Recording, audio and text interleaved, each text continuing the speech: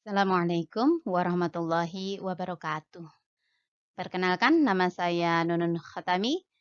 Pada kesempatan kali ini, saya akan menyampaikan presentasi tentang pemikiran dan peradaban Islam masa taklid.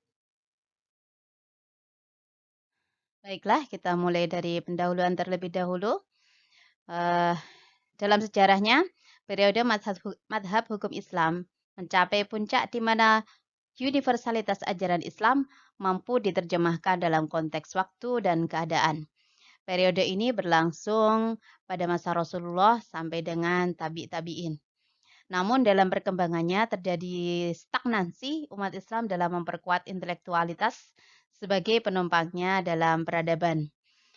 Pada saat ini ajaran Islam lebih terlihat sebagai ajaran yang hanya berpacu dalam hal ibadah saja dan belum terlihat bagaimana kontekstualisasinya dengan keadaan sekarang. Berikutnya tentang pengertian taklid. Taklid berasal dari kata kiladah. Secara bahasa berarti kalung yang dikenakan di leher. Kata kerjanya adalah qallada yuqallidu taklidan yang mempunyai arti beberapa yaitu mengalungkan, meniru ataupun mengikuti. Secara istilah, taklid berarti melakukan suatu perbuatan berdasarkan perkataan seseorang tanpa ada hujah yang tepat. Kemudian dari segi syar'i dan epistemologinya, taklid berarti mengikuti seseorang di dalam mengambil suatu hukum tanpa melakukan ijtihad dalam memutuskan sebuah hukum dan juga tidak menggunakan dalil. Berikutnya tentang faktor-faktor penyebab adanya taklid. Yang pertama yaitu fanatisme murid kepada guru. Jadi pada zaman dahulu imam atau ulama itu mempunyai murid-murid dan pengikut yang setia. Potensi seorang murid berupa kesetiaan dan kecerdasan dari seorang ulama memberikan peluang besar tersebar dan tersiarnya ajaran-ajaran dan paham-paham dari guru tersebut di kalangan masyarakat. Seorang murid yang terpengaruh oleh jalan pikiran seorang imam atau gurunya, maka ia akan mengaguminya. Lalu membukukan pemikiran dan pendapat imamnya itu dan mempertahannya. Kedudukan mereka yang tinggi, seorang murid itu jika dia mempunyai kedudukan yang tinggi di dalam masyarakat, juga menyebabkan bahwa masyarakat itu juga terpanggil untuk belajar dan mengamalkan fatwa mereka. Kebetulan imam yang masyhur dan madhab-madhab mereka yang masih eksis itu juga mempunyai kualitas yang jelas hujahnya. Serta masih mempunyai kedudukan yang tinggi dalam pandangan bangsa dan raja mereka. Dengan demikian, fanatisme seorang murid kepada imamnya ditunjang dengan kecerdasan akal serta kedudukan tinggi di tengah masyarakat menjadi faktor paling kuat menjalarnya sikap taklid. Faktor berikutnya sebagai penyebab taklid yaitu fenomena fanatisme madhab. Fanatisme madhab ini dapat dilacak sejak abad keempat Hijriyah ketika pintu ijtihad mulai ditutup dan adanya keharusan berpegang hanya kepada pendapat imam yang empat yang sangat masyhur, yaitu Abu Hanifah, Imam Malik, Imam Syafi'i, dan Ibnu Hambal. Menurut Ali Al-Sayyis, hal ini didukung oleh adanya murid-murid dari sebagian imam yang mempunyai kedudukan di kalangan masyarakat serta memiliki hubungan yang erat dengan khalifah dan wazir yang memudahkan mereka menyebarkan madhab tersebut. Dalam hal ini, khalifah yang paling berpotensi mengubah pandangan masyarakat seperti yang dilakukan oleh Muhammad Sabtakim dan Nizam al-Mulk yang menyebarkan madhab Syafi'i di negara-negara timur dan Salahuddin di Mesir. Demikian juga penguasa-penguasa Turki yang lebih mendukung madhab Hanafi lalu menyebarkannya.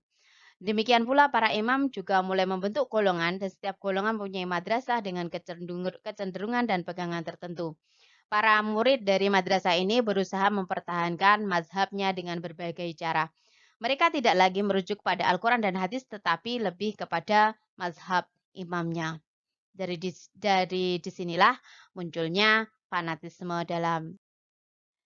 Kemudian faktor penyebab taklid yang ketiga yaitu pengadilan berpatokan pada satu madhab. Pada masa itu, pengadilan diharuskan mengikuti metode atau madhab tertentu. Berbeda dengan madhab sahabat dan tabi'in serta imam madhab, ketika pengadilan tidak dibatasi dengan ketentuan tertentu, hanya didukung oleh kekuatan pemahaman agama, ketakwaan dan kemampuan berijtihad. Bahkan kemampuan berijtihad, malak al-ijtihad al-mutlak, menjadi syarat utama bagi yang hendak memangku jabatan hakim. Hal seperti ini tidak lagi terlihat pada masa ini.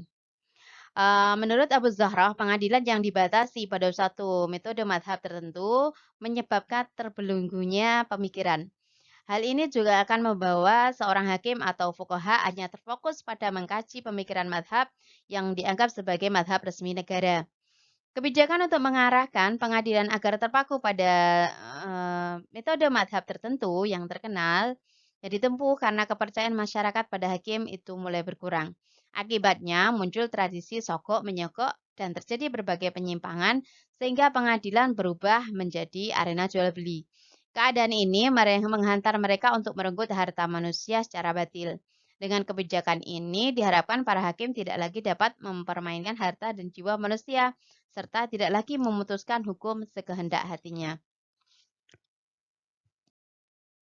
Faktor berikutnya yang keempat yaitu kodifikasi fikih para imam.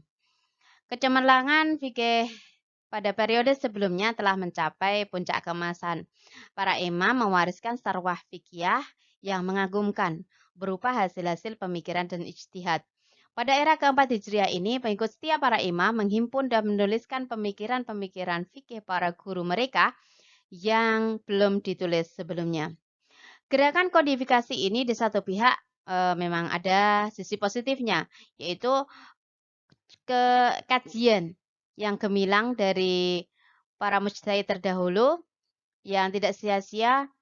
Kemudian ada pula efek negatifnya yaitu perhatian ulama berikutnya hanya tertuju dan terpaku pada buku-buku tersebut dengan mempelajari sekaligus mengikuti metode istimbat yang ditempuh guru mereka tanpa berusaha lagi kembali pada sumber-sumber hukum Islam yang pokok sebagaimana dikemukakan oleh Husain Hamid Hasan bahwa umat yang datang di belakang hari telah mendapati pisang yang telah terkelupas dan mereka tidak perlu lagi menggunakan pemikiran dalam menggali yang baru.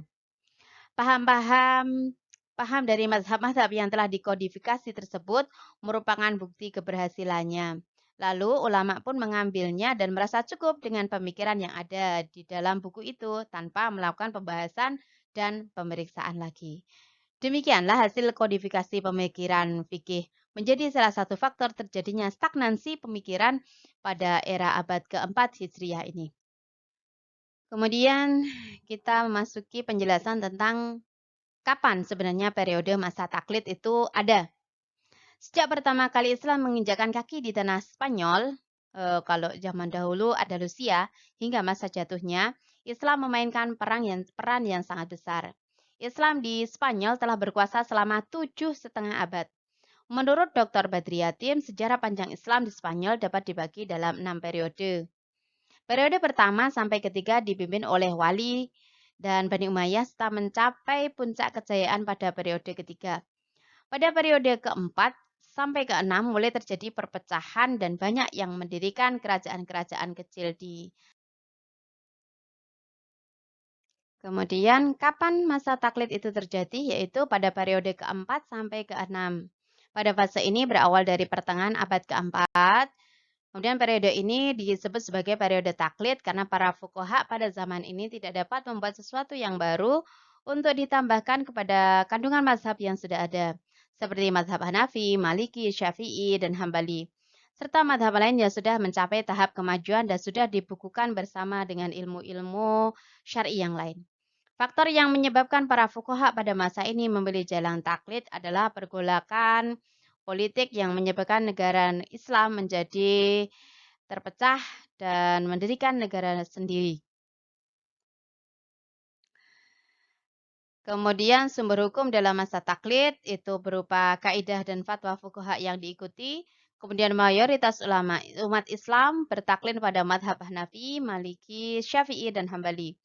Untuk mendalami madhab masing-masing, umat Islam mensyarah kembali mazhab mereka dan pensyarah tersebut tampil ke depan dan menjadi ulama bagi umat Islam di masanya. Jadi hanya mengambil dari keempat mazhab ini pada masa tersebut, para ulama pada masa itu hanya menjelaskan kembali apa yang sudah disampaikan oleh keempat mazhab tersebut. Jadi pemikiran tidak berkembang lagi pada masa ini. Kemudian kita lihat bagaimana perilaku masyarakat pada masa taklid ini. Umat Islam dalam periode taklid itu tidak bersatu. Sejarawan melaporkan bahwa fenomena itu adalah salah satu penyumbang terbesar kehancuran dinasti Abbasiyah. Di samping faktor yang lain dan awal dari kemunduran sakofah atau intelektualitas dan hadarah peradaban Islam. Dalam periode taklid, ta'asub umat Islam pada mazhabnya itu sangat berlebihan. Yang terakhir kami sampaikan simpulan dari apa yang saya paparkan di awal tadi. Setelah tergeneralisasi sampai abad ke-7, pemikiran hukum Islam mengalami kemandekan atau stagnansi. Statusnya ajaran Islam karena sikap stagnan dari umat Islam sendiri dalam memperkuat sakofah atau intelektual sebagai topangnya hadoroh atau peradaban. Sikap ini terlihat dari perilaku umat Islam pasca madhab yang bertaklid kepada madhab yang telah ada dan munculnya budaya syarah dan hasyah. Mereka tidak berusaha lagi menyelesaikan problematika di masanya berdasarkan realitas yang ada. Nostalgia masa lalu dan anggapan telah mapannya madhab yang dianut telah mengkristal dalam diri umat Islam dalam periode tersebut. Sehingga ajaran Islam hanyalah sebatas teori dan ritual saja, bukan aplikatif sebagai hukum positif bagi umatnya dalam segala aspek kehidupan. Demikian yang dapat kami sampaikan dalam presentasi pada makalah yang berjudul Pemikiran dan Peradaban Masa Taklid sebagai tugas individu dari Ibu Junana.